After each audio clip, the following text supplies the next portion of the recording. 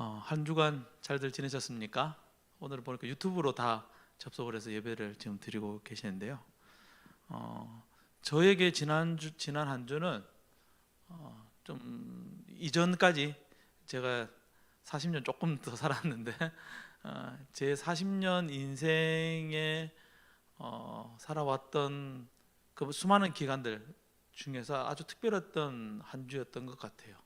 왜냐하면 일주일 동안 환경에 대해서 정말 진지하게 좀 생각해보고 또 관심을 가지고 우리 카톡방에서도 여러 가지 이제 환경에 대한 주제들에 대해서 이제 여러분들과 함께 나누었는데 지난주 우리는 다양한 생명체가 복잡하게 연결되어져 있는 환경에 대해서 전문가를 불러가지고 우리가 함께 이야기를 듣고 생각하는 시간을 가졌습니다. 환경하면 민현 형제 뭐가 생각나죠? 뭐 저런 것만 생각나요. 나무, 풀, 새, 뭐 물고기, 뭐 돌고래, 뭐 이런 거만 이제 생각을 했어요. 다 우리가 생각하고 있는 것이죠. 그런데 그것들이 복잡한 관계를 이루고 있다는 거예요. 복잡한 관계를.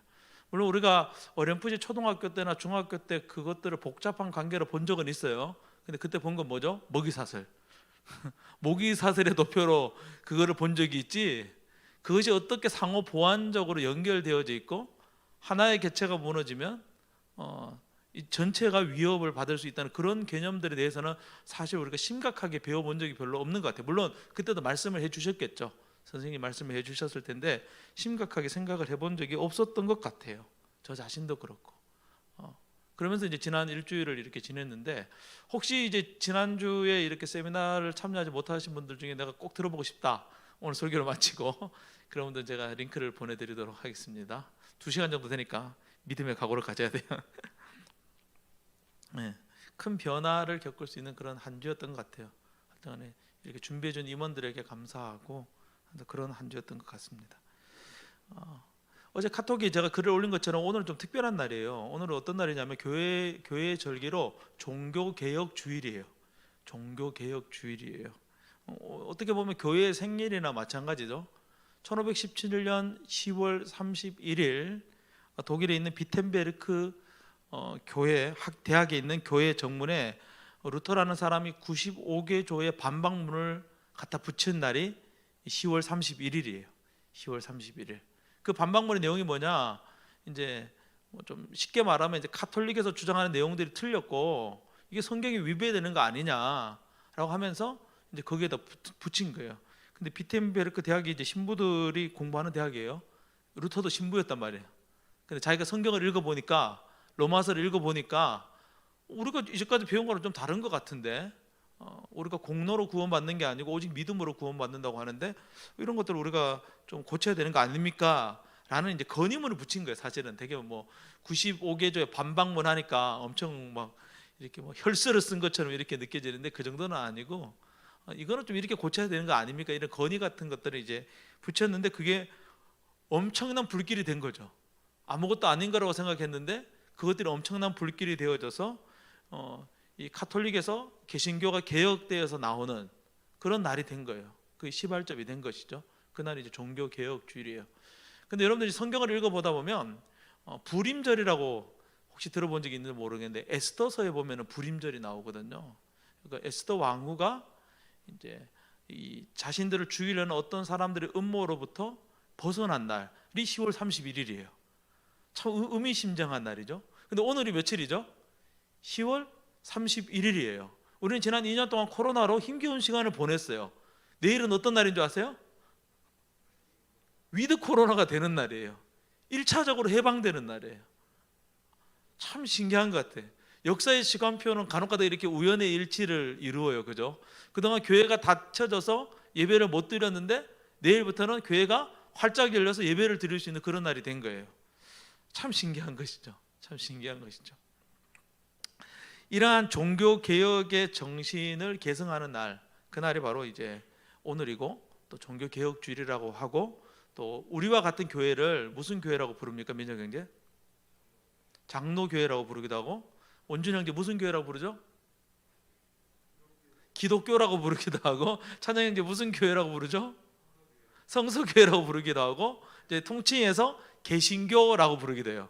개신교라고 부르게 돼요. 근데 이 개신교가 뭐의 준말이냐면 개혁교회의 다른 말이에요. 개혁교회예요. 사실 우리의 정확한 명칭은 개혁교회예요. 개혁이라는 말이 무슨 뜻이냐면 뼈대를 놔두고 다 바꾼다 이런 뜻이에요. 리모델링 하는 것이죠. 여러분들 집에 리모델링 할 때 집 뼈대 놔두고 다 바꾸잖아. 창틀도 바꾸고 문틀도 바꾸고 벽지도 바꾸고 싱크대도 다 바꿔버리잖아요. 그죠? 모든 것들 다 새롭게 뜯어 고치는 교회가 이 기독교예요. 기독교예요. 그런 좀 그렇지 않죠. 그죠? 오늘날 기독교들이 되게 전통을 고수하고 꼰대가 되어져 가는 것을 보면 뭐가 필요한 거예요? 리모델링이 필요한 거예요. 개혁이 이제 필요한 때가 온 것이죠. 역사를 되돌아보면요, 교회는 끊임없이 개혁되어졌어요. 개혁되어졌어요. 교회에 문제가 생기면 예수님이 교회를 개혁시키셨어요.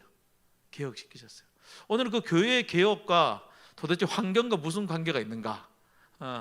정말 접촉점이 전혀 없는 것 같잖아요. 그죠? 이 접촉점을 한번 찾아보는 시간을 오늘 가져보려고 합니다. 첫 번째, 교회는 누가 개혁시키나? 예수님께서 교회를 개혁시키세요. 예수님은 끊임없이 교회를 개혁시켜 왔다는 거예요. 최초의 교회가 어디 있는 줄 아세요? 최초의 교회가? 물론 우리가 있는 출애굽기도 최초의 교회예요. 구약 성경에 나오는 교회. 그 이스라엘 공동체 자체가 하나의 교회거든요. 교회라는 게 이제 거룩한 부름을 받은 사람들의 모임이니까 그것도 교회이긴 한데, 그래도 오늘날과 같은 이 교회라는 형태로서의 이제 교회를 가지게 된 것은 사도행전에 보면 나오는데, 예수님이 부활하시고 승천하시고 난 다음에 오순절 날이 되매 마가의 다락방에 성령이 임함으로써 그 성령을 받은 120명의 사람들로부터 최초의 교회가 시작이 되게 됩니다. 그런데 이렇게 최초의 교회가 이제 시작이 돼서 얼마 지나지 않아서 교회에 문제가 생겨요. 교회에 문제가 생겨요. 왜 교회에 문제가 생길까? 예수님이 세운 곳인데, 예수님은 완벽하고 하나님은 완벽한데 교회에 모여있는 우리들은 완벽해요? 완벽하지 않아요? 완벽하지 않단 말이에요. 그래서 문제가 생기는 것 같아요. 그래서 이미 예수님께서는 그것을 아시고 개혁시키세요. 교회를 자꾸 바꿔가는 거예요. 그래서 최초의 교회에 이런 문제가 생기니까 사람들이 교회를 개혁시켰어요. 그래서 개혁시켜서 뭘 만들었냐면 7명의 집사를 세웠어요. 7명의 집사를 세웠어요. 초대교회 7명의 집사들을 통해서 교회가 이렇게 문제들을 해결하고 새로운 것들을 향해서 나아갔어요. 그래서 7명의 집사를 세웠으니까 또 잘 돼야 되는데 이제 조금 이따 또 문제가 생겨요. 다양한 문제가 생겨요. 내부적인 문제도 생기지만 외부적인 문제가 생기거든요. 기독교가 유대교로부터 핍박을 받기 시작하는 거예요. 그런데 아무리 위협을 하고 감옥에 가두고 여러 가지를 해도 이 사람들이 말을 듣지 않는 거예요. 그래서 그 7명의 집사 중에 한 명을 붙잡아 왔어요. 그 사람 이름 뭐예요? 스데반이라는 집사님을 데리고 왔어요. 그 스데반을 데리고 와가지고 거짓 증인을 세우고 모함해가지고 사형 선고를 내렸어요. 사형 선고를 내렸어요. 유대인들이 할 수 있는 사형은 뭐냐면 종교적 법에 의해서 사형을 선고할 수 있는데, 그 사내들인 공의회라는 곳에서 종교법에 의해서 이 스데반 집사님을 사형을 언도했어요. 그 사형 방법은 돌로 쳐서 죽이는 거예요. 돌 던져서 죽이는 거예요. 얼마나 잔인해요, 그죠? 돌을 던져서 죽이는 거예요. 그래서 교회에 위기가 왔습니다. 그때 교회가 또다시 개혁되어져요. 그 전까지는 교회가 예루살렘에만 있었어요. 예루살렘에만 있어야 되는 줄 알았어요. 그렇게 기다리다 보면 예수님이 다시 올 거라고 생각을 했어요. 그런데 그게 주님의 뜻이 아니었던 것이죠. 주님이 교회를 다시 한번 개혁시키십니다. 교회를 흩어버리세요. 유대와 사마리아와 아니 온 세상으로 교회를 다 흩어버리셔서 전 세계에 교회를 세우게 돼요. 교회의 개혁을 통해서 교회가 더 확장되어져 가는 것이죠. 그렇게 전 세계 이제 교회가, 전 세계를 하면 이제 유럽 쪽이죠. 유럽 쪽의 교회가 이제 확장되어져 갔어요. 그러면서 이제 중세 봉건 사회가 오면서 교회가 또 다시 타락하게 돼요. 권력과 하나가 되고 어떤 교회로서의 그런 기능들을 다 상실해 버리게 된 것이죠. 그때 루터, 오늘 말했던 말씀 초반에 드렸던 루터, 칼빈, 츠빙글리, 웨슬리와 같은 사람을 통해서 이 생명력을 잃어버리고 한낱 종교에 불과해버린 그런 기독교를 개혁하는 그런 일들이 일어나요. 그것을 종교개혁이라고 하는 거예요. 그것을 종교개혁이라고 하는 거예요. 그래서 종교개혁을 통해서 오늘날의 개신교가 태어나게 된 것이죠. 거기서만 멈춘 게 아니고요, 계속해서 교회는 개혁되는 거예요. 교회가 흐리멍텅해지고 교회의 본질을 잃어버릴 때마다 교회는 계속해서 개혁되고 또 개혁되어졌다는 거예요. 이것이 오늘 우리가 기억해야 될 중요한 포인트예요. 왜냐하면 오늘은 종교개혁 주일이니까 우리가 그것을 생각해야 되는 것이죠. 두 번째, 왜 교회의 개혁이 중요하냐? 교회의 개혁이 곧 세상의 개혁으로 이어졌기 때문에 그런 거예요. 교회가 개혁하면 교회가 새로워지고 교회가 아름다워지는 것이지 왜 세상이 변화되느냐? 근데 역사는 그렇지 않더라고요. 초대교회 최초의 교회가 탄생할 때에 세상에 큰 충격을 던져줘요. 무슨 충격을 던져줬냐면 그 마가의 다락방에 120명이라는 사람이 모여서 함께 기도했다고 하는데, 그렇게 기도할 때 누가 있었냐면 여자도 있었어요. 깜짝 놀랐죠? 깜짝 놀랐죠? 그 당시에는 여자는 사람이 아니었어요. 물건보다 못한 존재였을지도 몰라요. 그냥 돈 몇 푼을 주고 데리고 오고 데리고 갈 수 있는 그냥 사고 파는 그런 존재였단 말이에요. 그런데 최초의 교회, 하나님이 세우시는 최초의 교회의 120명의 사람 중에 정신 멤버, 정회원으로 여성이 들어왔다는 거예요. 그게 그 당시 사회로서는 충격적인 사실이었다는 것이죠. 남성과 여성이 동등한 위치에 있는다는 것이 상상할 수 없는 시대에 하나님은 그러한 동등한 위치에서 교회를 세우기 시작했다는 거예요. 예루살렘 교회가 핍박을 받았어요. 온 유대와 사마리아로 흩어졌어요. 그래서 세상 가운데 교회가 세워졌습니다. 근데 그 세워진 교회들 중에 보니까 여성 지도자가 있어요. 또 한 번 세상은 충격을 받는 거예요. 이렇게 교회가 개혁되어질 때마다 세상에 많은 변화들이, 많은 개혁들이 일어나게 됩니다. 세월이 흘러서 15세기 건너뜁니다. 이제 종교개혁은 15세기 일어났거든요.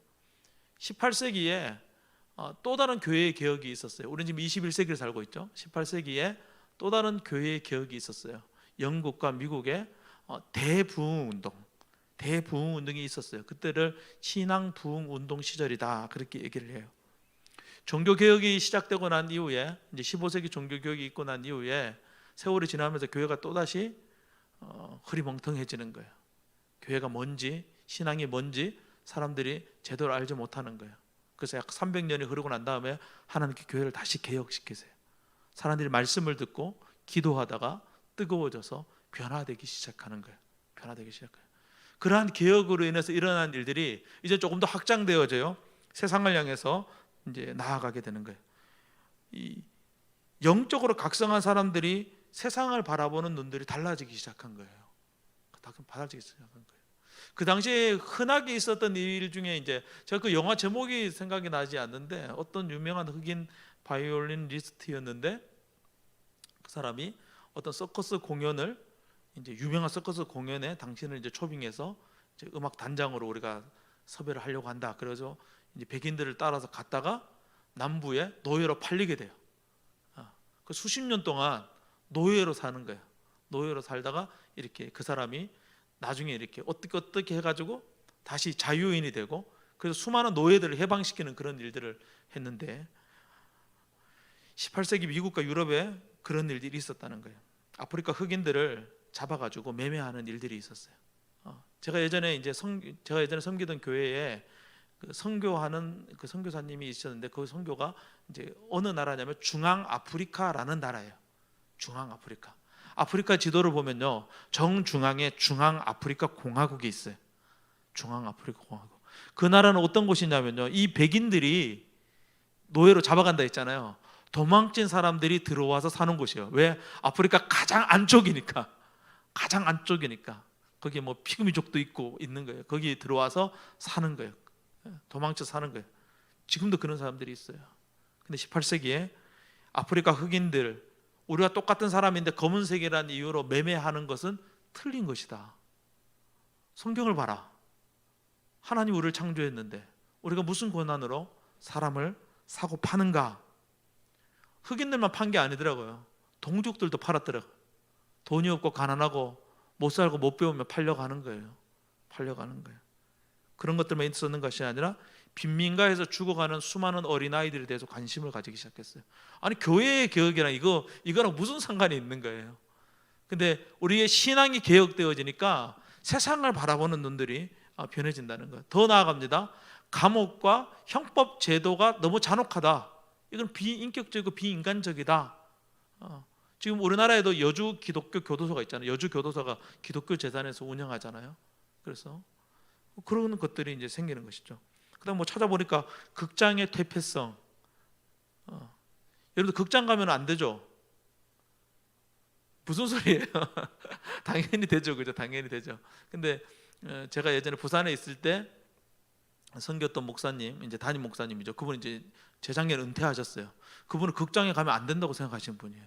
왜냐하면 그분이 생각했을 때 극장은 건전하지 못한 곳이에요.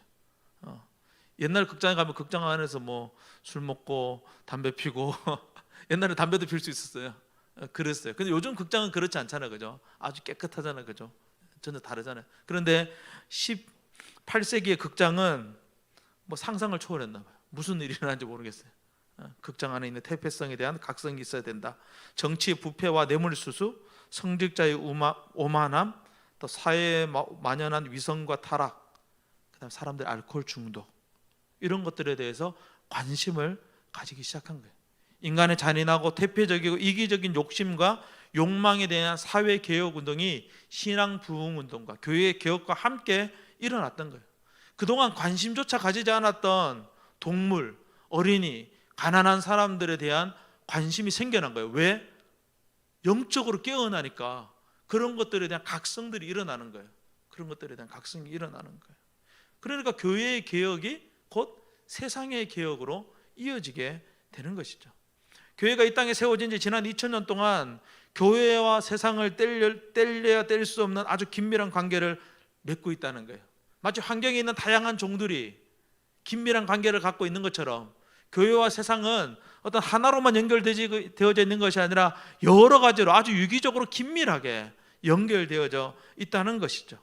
교회가 바르게 서면 세상이 바르게 서고, 교회가 개혁이 되면 세상도 개혁이 되는 그런 역사적 흐름이 있어 왔다는 거예요. 한국의 교회가 얼마나 많습니까?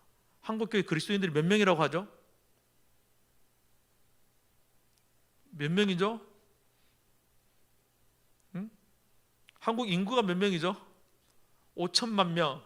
기독교 인구가 1200만 명이었다고 했는데 뭐 조사를 해보니까 1000만 명이었다. 사실 알고 보니까 800만 명이었다.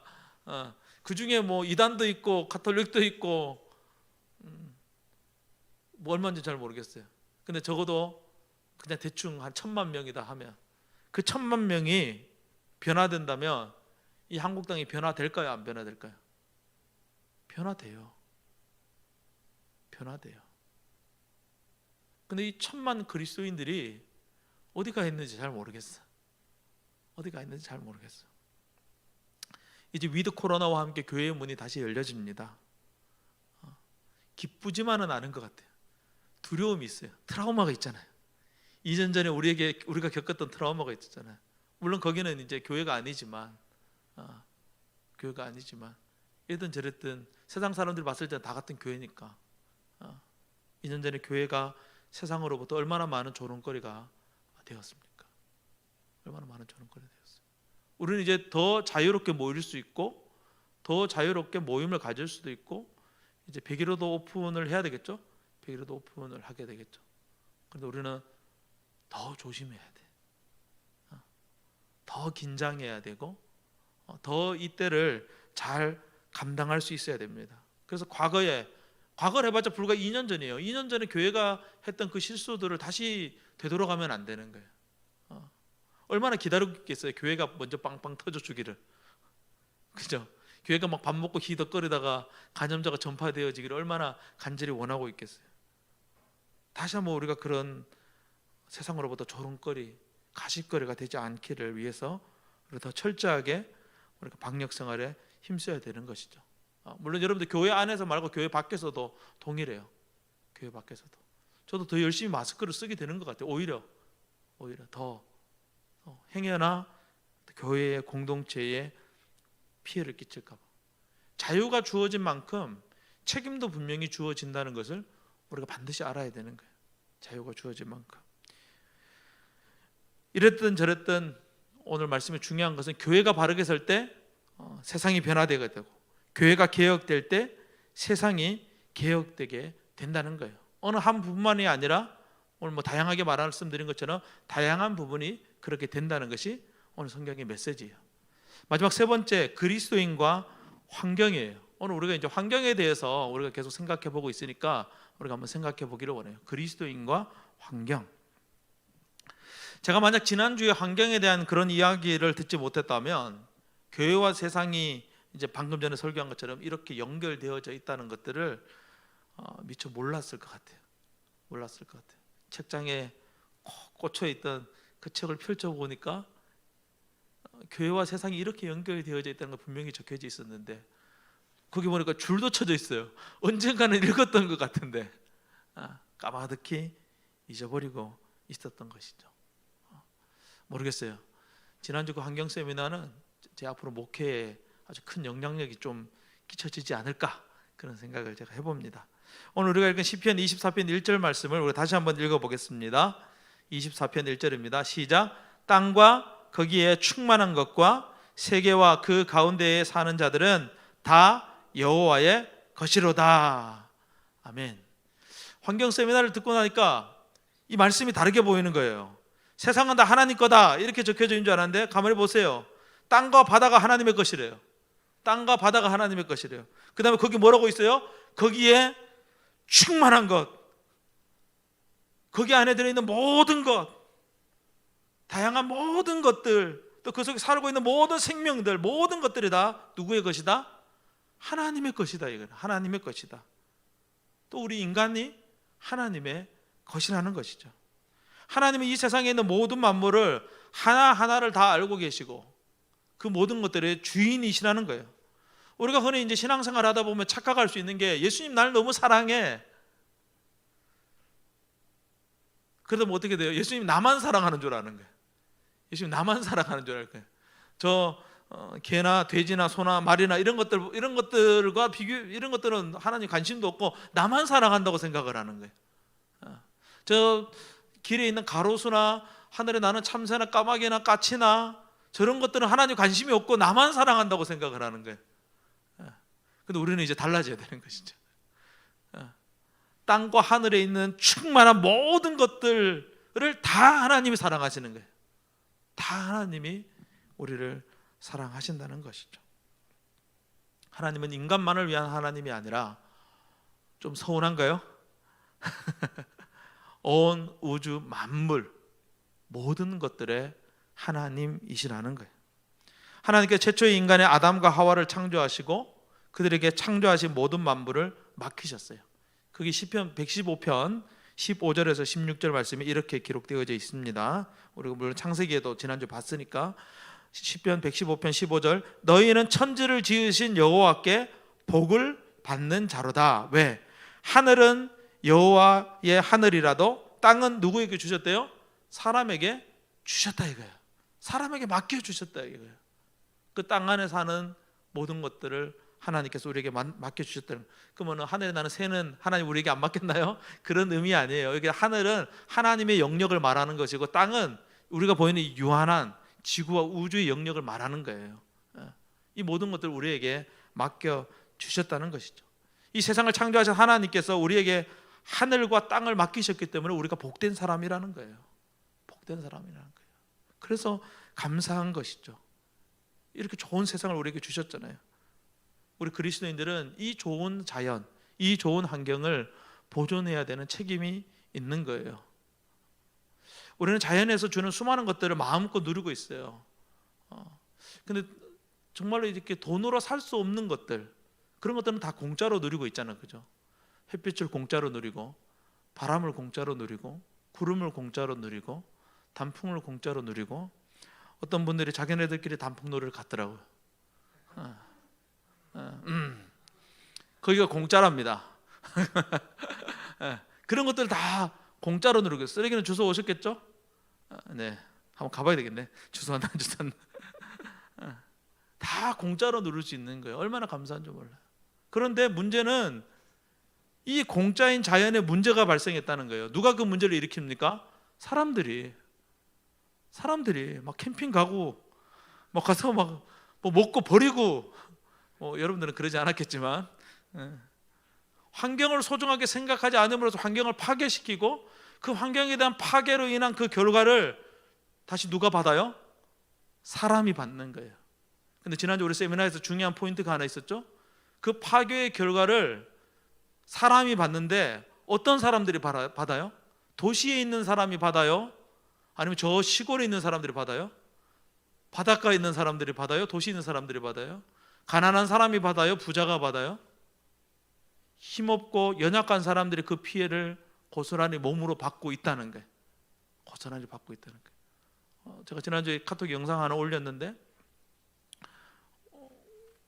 세계 인구는 줄어들고 있는데 이 옷을 생산하는 그 프로테이지는 5배가 증가를 했대요.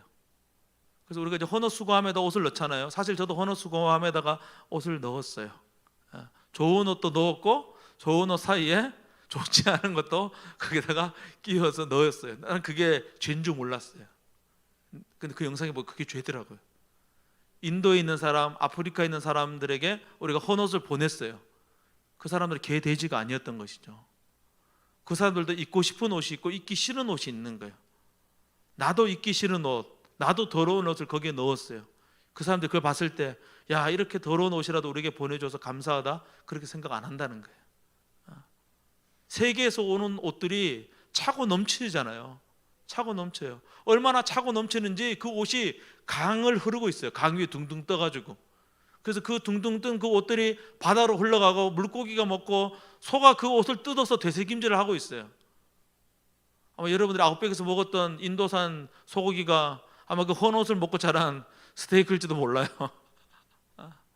무슨 일이 일어나는지 모르는 것이죠. 나도 모르게 죄를 짓고 있는 것이죠.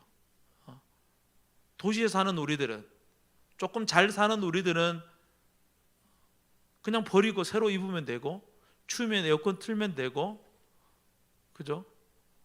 그냥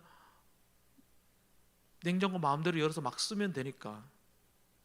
그러고 있는 동안에 저 지구 끝에 있는 그 환경으로부터 오는 그 피해를 고스란히 몸으로 받아야 되는 그 어떤 사람들은 죽을 고통을 겪고 있는 거예요.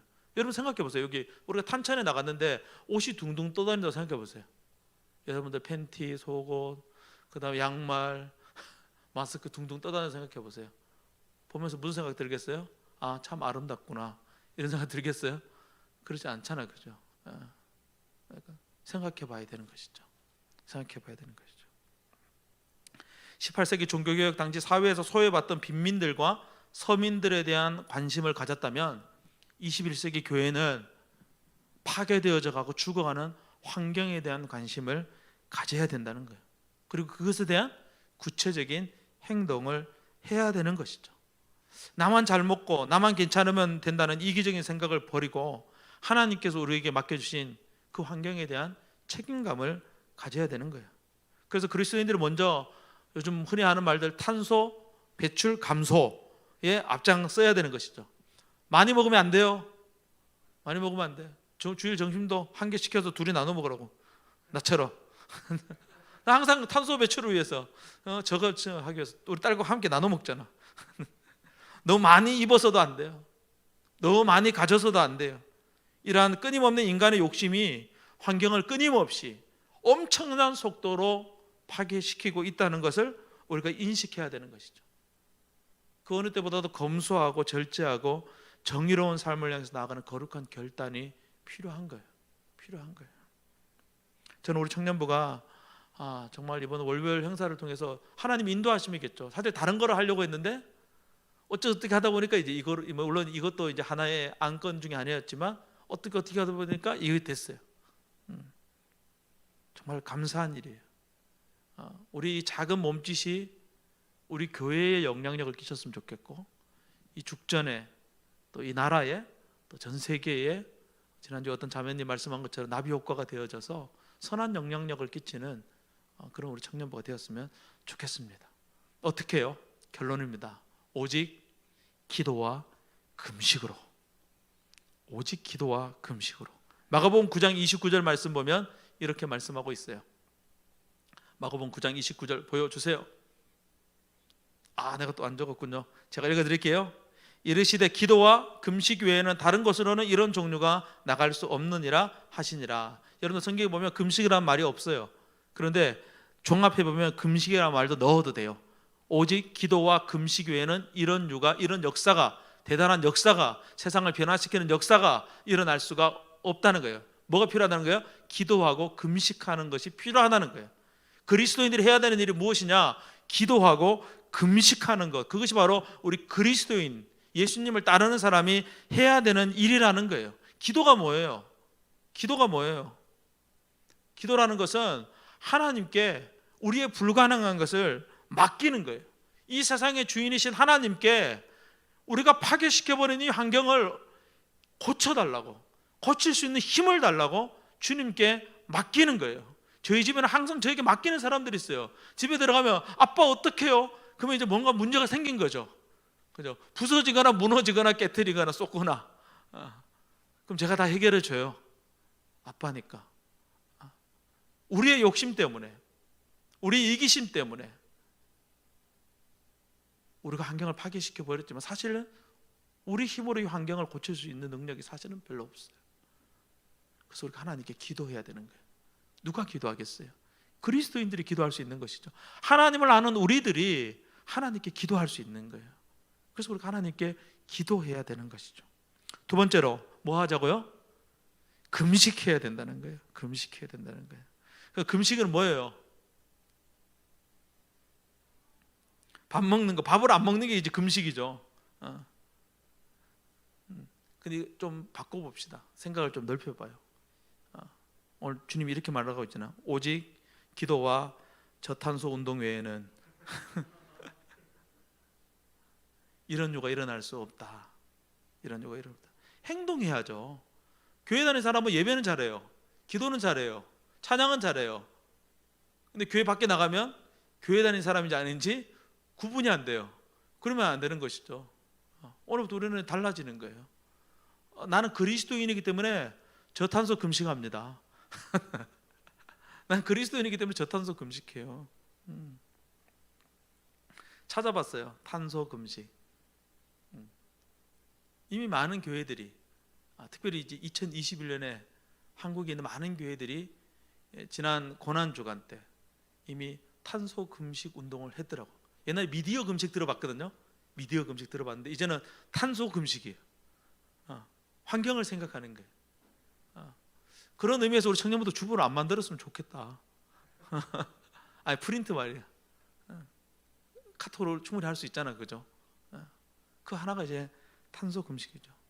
우리가 뭐 엘리베이터가 없으니까 걸어서 다니고, 엘리베이터 타지 않고 낮은 데는 걸어서 다니고, 종이컵을 사용하지 않고 먹을 만큼만 먹고, 물을 받아서 세수하고, 양치들도 받아서 세수하고, 양치하고, 전기를 절약하고. 저도 이제 아침에 딱 나오다가 보니까 불이 켜져 있더라고. 다 신발 벗고 가서 불 끄고 그렇게 왔어요. 몰라 이게 얼마나 지속될지 모르겠지만 계속되었으면 좋겠어요. 이러한 작은 탄소 금식부터 우리가 하나하나 출발했으면 좋겠어요. 우리가 누릴 수 있는 것을 누리지 않는 게 금식이에요. 우리가 누릴 수 있는 것을 누리지 않는 것이. 그래서 여러분들 밥 먹지 말라 그러면 힘드니까 탄소 금식하세요. 탄소 금식. 오늘 제 설교가 이제까지 우리가 들어왔던 설교랑은 좀 많은 다른 뉘앙스의 설교라고 여러분들이 느끼실 수 있겠지만, 우리가 이 세상을 창조하시고 또 이 세상을 맡기신 그 하나님을 믿는 그리스도인들라면 마땅히 해야 되는 일인데, 교회라는 장벽이 어느새 세상과 우리를 갈라놓고 세상에 대해서는 무관심하게 만들어 버렸던 것 같아요. 이번 기회를 통해서 우리가 다시 한번 세상을 향해서 눈을 열고, 세상에 소외되고 연약한 사람들, 또 우리와 늘 함께하고 유기적으로 연결되어져 있는 그 환경에 대해서 깊이 고민해 볼 수 있는 그런 그리스도인들이 되었으면 좋겠어요. 21세기 다시 종교개혁, 교회 개혁이 일어난다면 바로 환경에 대한 관심을 가지고 그 환경에 대해서 눈을 돌리는 것이 아닌가. 18세기 때는 가난하고 소외된 사람, 학대받는 동물들에 대해서 관심을 가졌다면 이제는 우리가 환경에 대해서 관심을 가질 수 있는 그런 은혜가 우리에게 있었으면 좋겠다 그렇게 생각을 합니다.